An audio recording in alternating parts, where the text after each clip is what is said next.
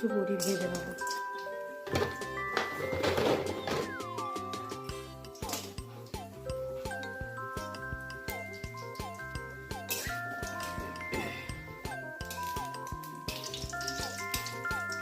বড়িটা এরকম উল্টে পাল্টে সব দিকটা হালকা লাল করে ভেজে নেব।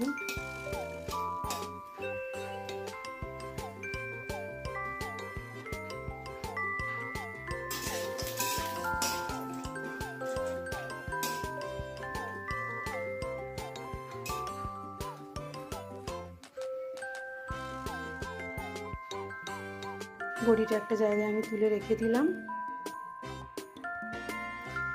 এরপর আমি তেলে একটা শুকনো লঙ্কা ফোড়ন দেবো আর একটু পাঁচ ফোড়ন দেবো।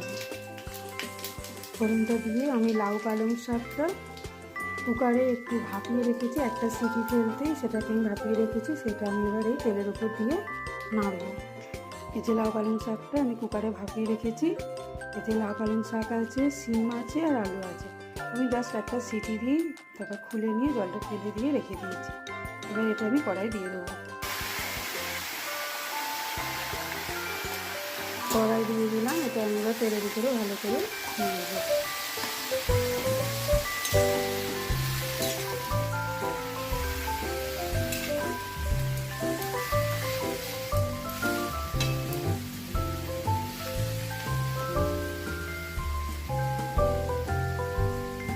ভালোভাবে একটু ভাজা হোক। এতে আমি অল্প পরিমাণ নুন, হলুদ আর একটু লঙ্কা গুঁড়ো দেবো।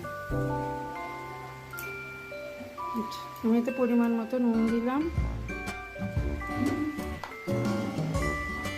হলুদ দিলাম,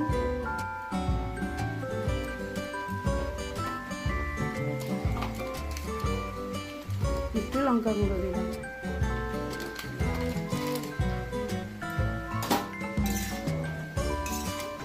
এটা কিন্তু তেলের উপরে, এখন আমি তেলের উপরে এটা নেড়ে যাচ্ছি, তাহলে শাকটা শাকের ডাঁটাগুলো একটু ভালোভাবে ভাজা হলে ভালো টেস্ট হবে।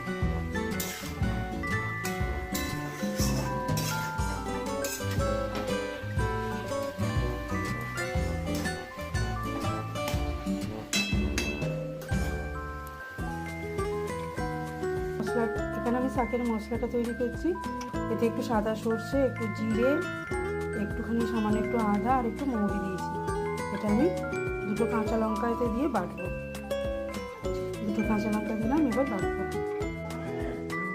এবার এর মধ্যে আমি মশলাটা দিয়ে দেবো, যে মশলাটা রেডি করলাম।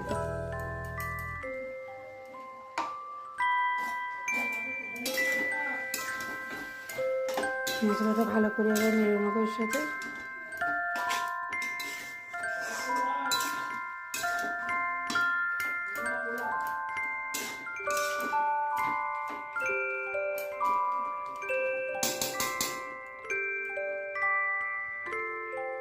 মশলাটা দিয়ে এবার একটু ভালো করে এটা কষবো। মশলাটা কষতে কষতে এর মধ্যে একটুখানি সামান্য ধনে গুঁড়ো দেবো, 1 চামচের মতো ধনে গুঁড়ো দেবো। এটা এখন নাড়ছি একটু।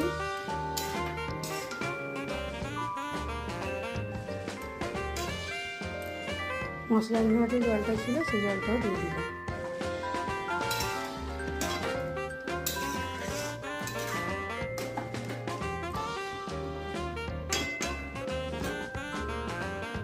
আচ্ছা, বেগুন আছে, একটু বেগুনটা তেলের উপর দিয়ে দিলে একসাথে তেলটা সঙ্গে সঙ্গে বেগুনটা টেনে নেয় বলে, অনেকটা তেল লাগে বলে আমি বেগুনটা আলাদাই এমনি এর উপর দিয়ে দিলাম।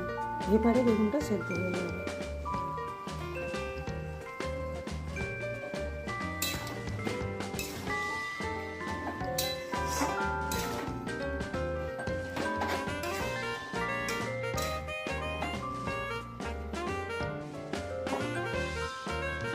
এরপর যে বড়িগুলো আমার আগে থেকে ভাজা ছিল সেই বড়িগুলো আমি এর উপরে দিয়ে দেবো।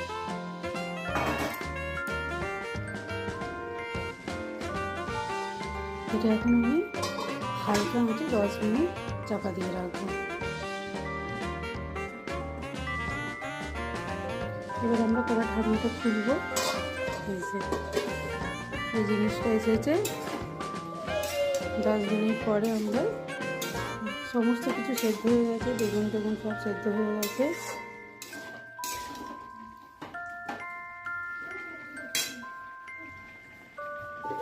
এবার এর মধ্যে একটু পরিমাণ মতো আমি চিনি দেবো।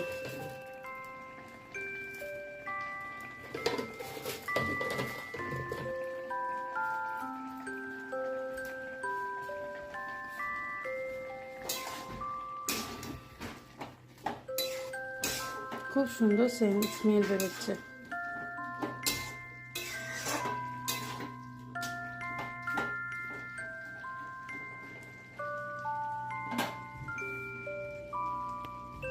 আমার লাউ পালং শাকের ডালনা রেডি।